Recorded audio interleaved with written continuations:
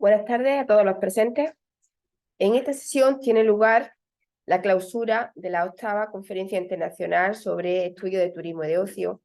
A lo largo de esta sesión se entregarán los premios a los mejores trabajos presentados y serán publicados en la Journal of Tourist and Leisure Studies. Y se presentarán la universidad que acogerá esta conferencia el año próximo. Good afternoon for all attendees. This session is closing the ceremony of the 8th International Conference on Tourism and Leisure Studies. We will be awarding the students and also awarding the best papers presented from the conference. And after that, you will hear about the university that will host this conference next year.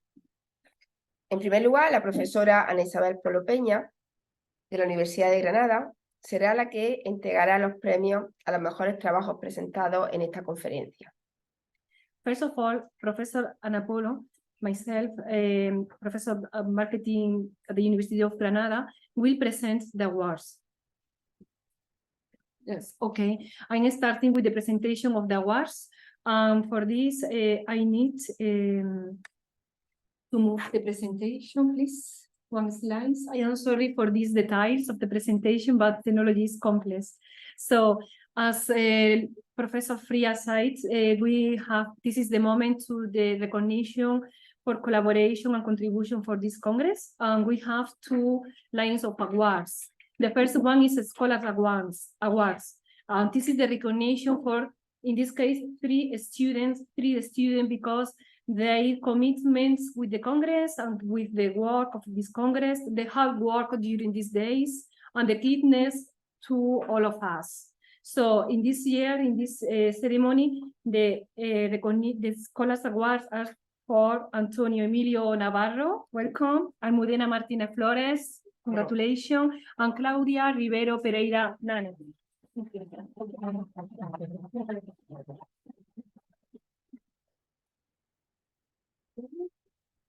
Almudena, congratulations.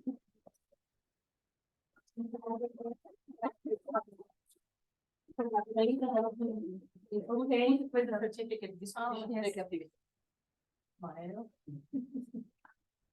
Well done. Well done. Thank you. After that, we have a very exciting moment. We are going to communicate the research awards. Every year, the Congress is offering 2 research awards, considering the best paper presented in this Congress, considering the full paper submitted to the Congress. Every award includes the Congress fees and also the opportunity to publish the paper in the Journal of Tourism and Leisure Studies. And the selection of this paper are because of the originality, the quality of the research, and the repercussion of this research. On the next one. And the winners are the first one. This is the moment. The first one is for the paper entitled Red Tourism and National Identity Among the Chinese Middle Class During the Pandemic, an investigation based on the semi-structured interviews. And this paper was submitted by Abigail Qian Zhao. So congratulations, she is not here, but we like to transmit the congratulations to her and the other authors. I would like to highlight that this paper offers the findings offering by this paper provides a new perspective for examining the national identity of the Chinese middle class and contribute to empirical evidence to the study of the relationship between tourism and national identity after the pandemic. And the second one, winners are for the paper Tourism of Fear, the Amplification of Nature, submitted by Harold Hausbach. So again, he and the authors are not here, but we like to transmit our congratulations to these authors. And we would like to highlight that this paper is very original because it approaches the skywalk phenomenon via an analysis of the body language used in the official online advertisement for various installations in the European Alps years. Several insights that improve our understanding of this phenomenon both on the micro and macro level. So congratulations again for the both of the papers. Okay, perfect. Thank you for that. And this is all. Okay, thank you. Thank you, Ana. A continuación, la profesora Jason, de la Universidad de Liverpool, en Reino Unido, presentará su universidad como la anfitriona para la 9ª edición de esta conferencia. Next, Professor Hazel Andrews, Professor of Culture, Tourism and Society in Liverpool, John Moores University in Liverpool, will introduce her university, which will host the 9th International Conference on Tourism and Leisure Studies. Eso. Okay, thank you very much, and thank you to the University of Granada for hosting this year. I think I have a tough act to follow. So the topic of next year's conference is tourism, leisure and change, transforming people and places. And I take on board very much Mike Robinson's plenary about the notion of the complications of what transform might be. But we're very interested in the notion that tourism and leisure can be transforming activities, changing people and places, and at the same time, people and the places where these activities take place, impact on how tourism and leisure might be practiced. And in addition, we have external forces, which are this year we've looked at COVID, but there are external forces in terms of bigger economic forces and so on that can impact on how tourism and leisure are practiced. So we're very interested in that kind of thing, and we hope that this also interests all of you. And we have some confirmed plenary speakers. So Professor Masia Blakes-Salon from the University of the Balearics, Professor Donna Chambers from the University of Northumberland in the UK, and Dr. Sylvie Guillemothi from Copenhagen Business School in Denmark. So the next slide, please. So this, I work in the Liverpool Business School, which is part of the Faculty of Business and Law in Liverpool John Moores University. And within our faculty, within the school, we have a number of research groups, and I am responsible for the travel, culture and heritage research group. We're a very interdisciplinary research group. We are, of course, have tourism scholars, but people who are specifically interested in heritage. We go across the university, so we have representation from arts, from history, from English, and psychology. And the tourism group is, as I've said, multidisciplinary, interdisciplinary. I, for example, am a social anthropologist. Other colleagues are more interested in the business side of things. So that's our background and way of thinking. So just a little bit about LJMU, if the YouTube clip works, please. So LJMU has very international. It's not going to work. No. So we have over 100 nationalities represented in staff and students, and focus on an internationalization of the curriculum.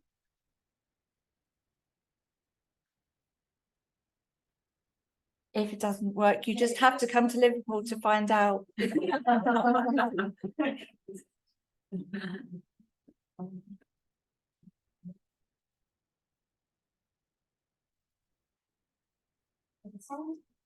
There should be sound, but... Durante el minuto que dura este vídeo, 40 niñas van a ser obligadas a casarse.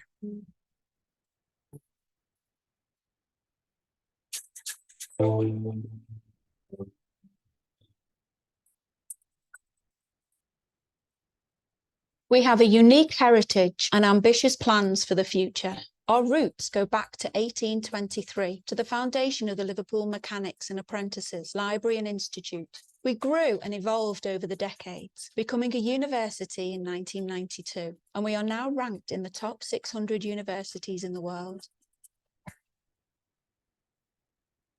Our visionary thinking drives intellectual, social, and economic change. Our unique brand of leadership, confidence, and ingenuity transforms lives and offers new and exciting opportunities for us and our partners around the world. We are working with schools and colleges to raise aspiration and educational attainment and boost social mobility. We offer students a transformational university experience, unlocking their potential and helping them to develop into independent thinkers, engaged global citizens, and the successful professionals of tomorrow.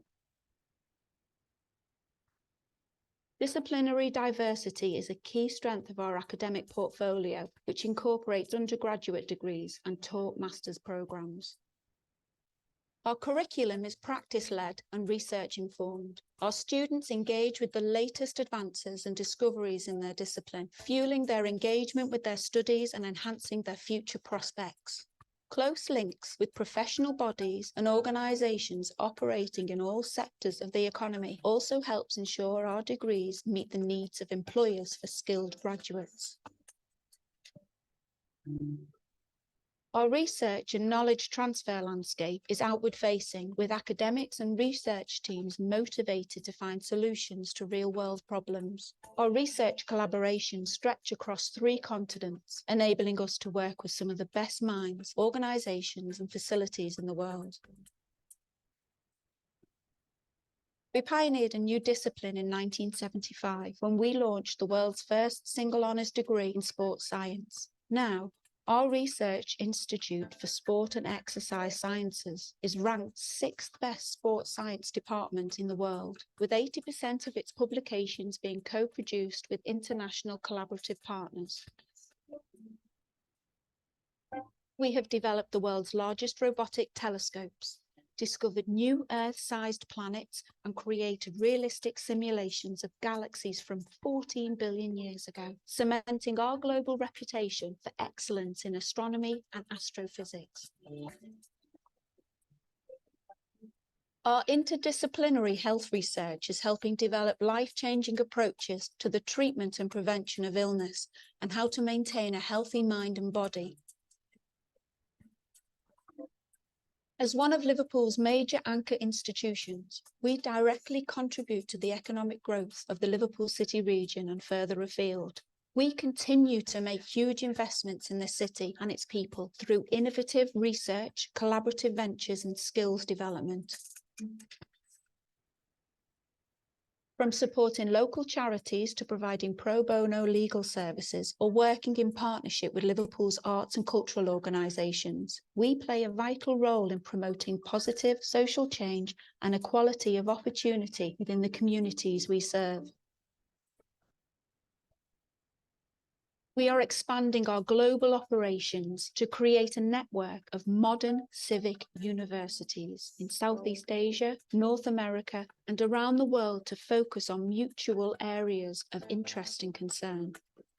Back in the UK, our internationalisation agenda gives our students the opportunity to benefit from studying and working abroad, fostering greater global awareness and a spirit of international collaboration within the student body. By thinking globally but working locally, we will be able to achieve our mission of providing solutions to the challenges of the 21st century and consolidate our position as a pioneering modern civic university.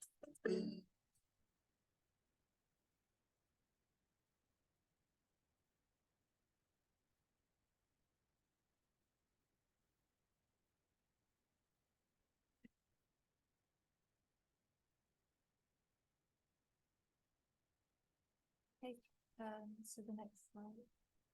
So this is the Mount Pleasant campus, is the area of the university where the conference would take place, and there is another YouTube clip which I hope maybe will work, or just so that I think it helps if you can visualize where you will all be coming next year.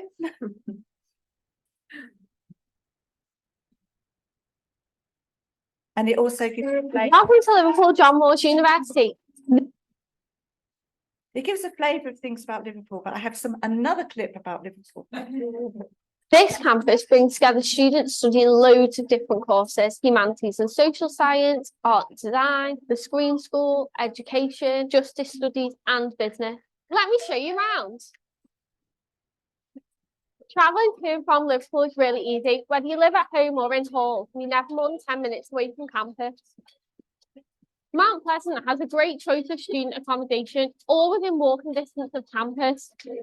So you won't even have to get the bus. This is our award-winning art and design building. It's home to architecture, graphic design, fashion and art. There's lots of bright open plan studios as well as exhibition spaces and lecture theatres. This building is a real hive of activity. It's home to business, law and the screen school. There's a moot room, a real TV studio, plus plenty of teaching spaces and lecture theatres. This is one of our social spaces. Grab a coffee, charge your phone, meet your mates, or just relax a bit between classes. There's spaces in the John Foster and John Lennon buildings too. This is the John Foster building. It's where English, history and humanities are taught. It's got this big garden, lots of social spaces, as well as lots of rooms for teaching. This is our brand new education building, which will be home for teacher training and more. You're also right next to the library. Libraries are open 24/7, so you can study whenever you like. There's quiet areas, places for group study, as well as bookable PCs. There's a career zone here in the library, and they're located all over campus as well. They can offer support online and face-to-face. This is our new student life and sports building.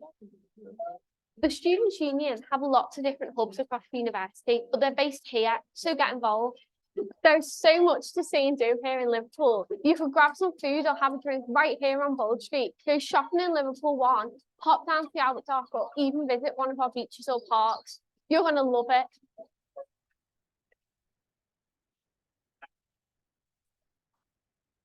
There you go. That's the kind of student eye view, which I think is important to see. So I just have a couple more slides. Okay.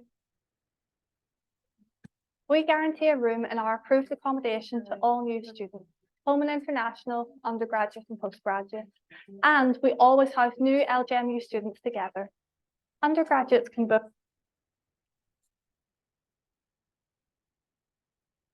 Okay, so clearly Liverpool City is based on the historic River Mersey.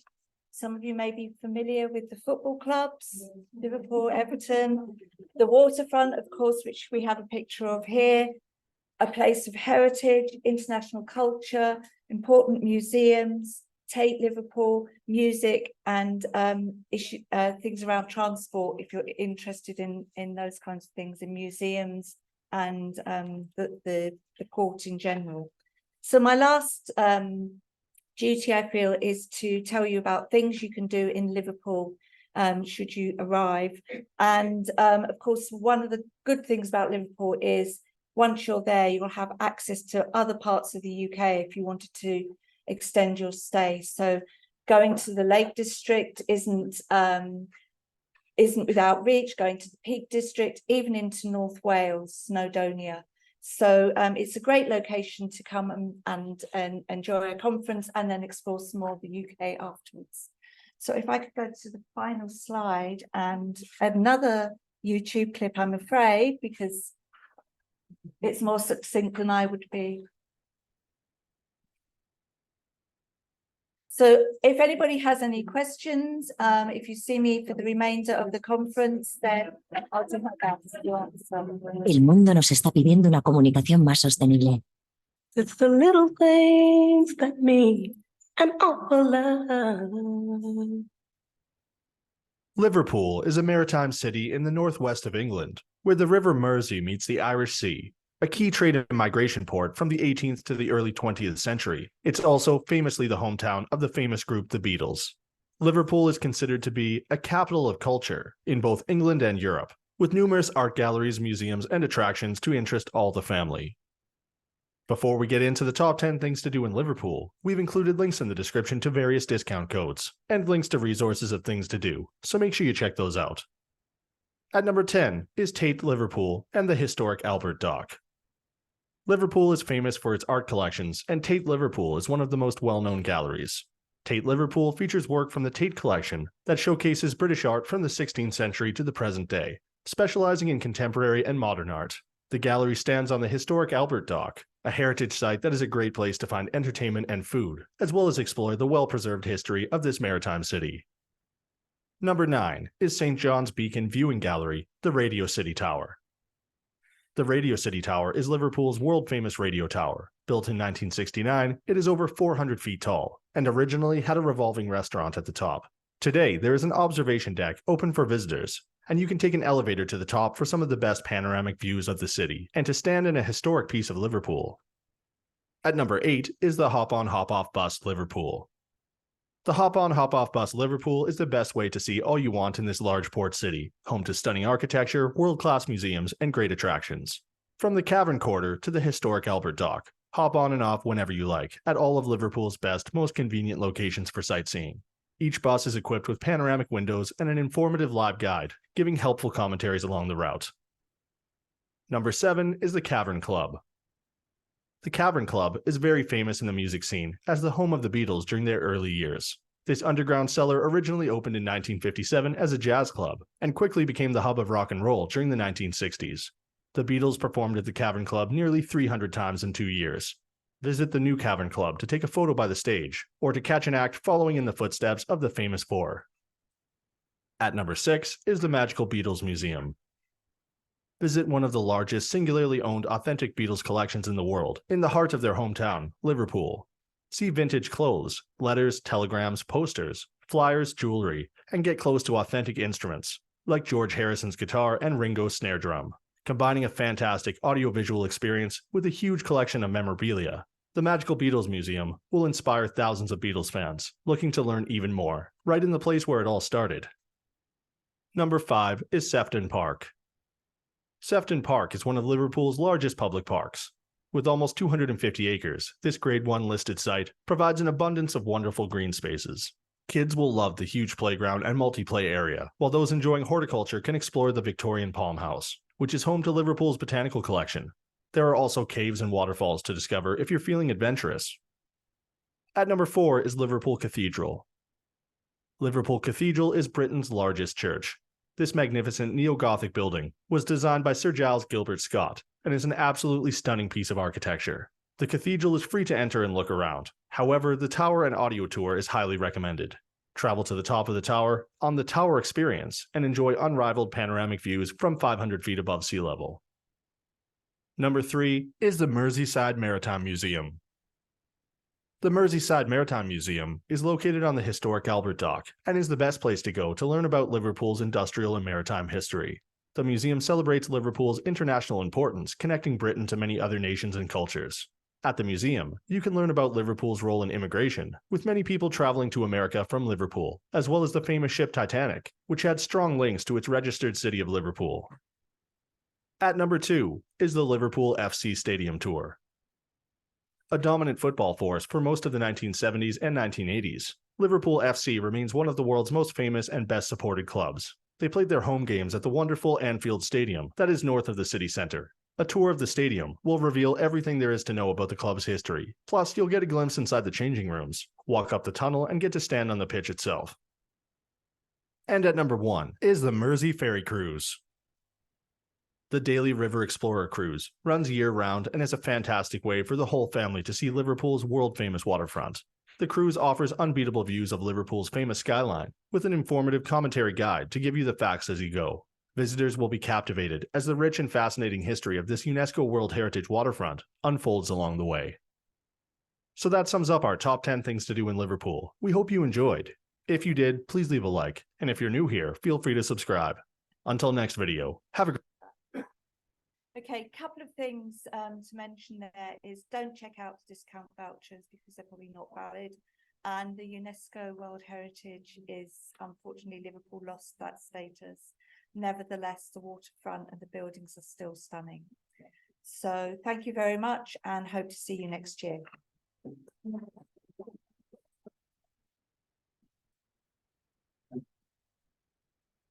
Thank you, Hazel.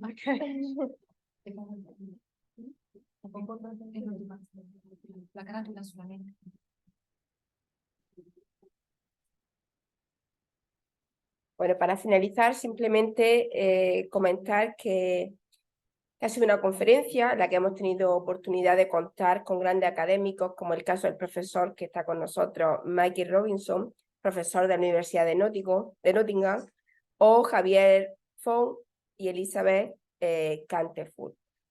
En estos casos, en estos dos últimos casos, hemos podido compartir su experiencia en aspectos a tener en cuenta a la hora de publicar en revistas de alto impacto, como es el caso de la Journal of Sustainable Tourism. Junto con esto, bueno, It has been a conference in which we have had the opportunity to have a great academics like Professor Mike Robinson. He is in person. He is professor at Culture Heritage at Nottingham University in UK, and also Professor Xavier Font and Professor Elizabeth Canterhorn. Both of them speaking to us about the advancing knowledge and influencing practices in sustainable tourism through academic publishing, the case of the Journal of Sustainable Tourism. junto con estos grandes académicos, hemos tenido también la oportunidad de compartir la experiencia con altos profesionales del sector, como es el caso de Juan Molas, presidente de la Mesa de Turismo, Santiago Vallejo, vicepresidente y también presidente de la Asociación de Turismo de Profesionales. Along with these great academics, we have also had the participation of highly prestigious professional and representativeness of the tourism board as Mr. Juan Molas, president of the tourism board of Spain, and Mr. Santiago Vallejo, who is a vice-president of the tourism board of Spain and the president of the Spanish Association of Tourism Professionals. En esta conferencia se ha tratado de aunar ambas partes complementarias del sector, como es el caso de los académicos y los profesionales, con la idea de crear puntos de encuentro entre ambos ámbitos, generando conocimiento y transferencia para el sector.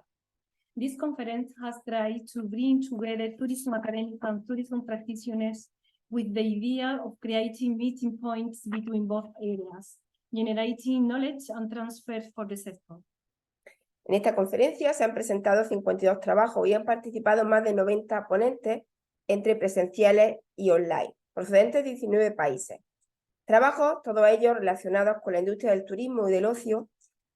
En todos los casos, investigaciones importantes y necesarias para avanzar en la transformación del turismo tras la pandemia. In this conference, more than 52 papers, 90 speakers have participated, both face-to-face and online, from 19 countries who have presented papers on topics of the tourism and leisure industry, which is important and necessary to advance in the transformation of tourism industry after the pandemic.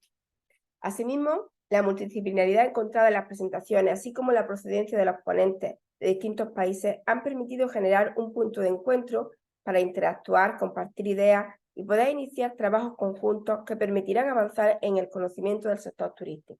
Likewise, the multidisciplinary nature of the presentation and the diversity of the origin of the speakers from different countries has made it possible to generate an exchange of ideas to be able to initiate collaboration to advance knowledge of the tourism sector.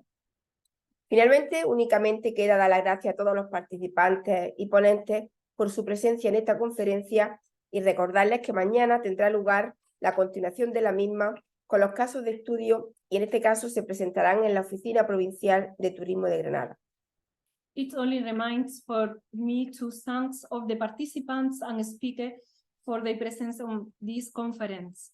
And also to remind them that tomorrow the continuation of the conference will take place with the case of study that will be presented at the Provincial Tourism Office of Granada at the calle Cárcel Baja, Street Cárcel Baja, number 3 in Granada, is close to the cathedral.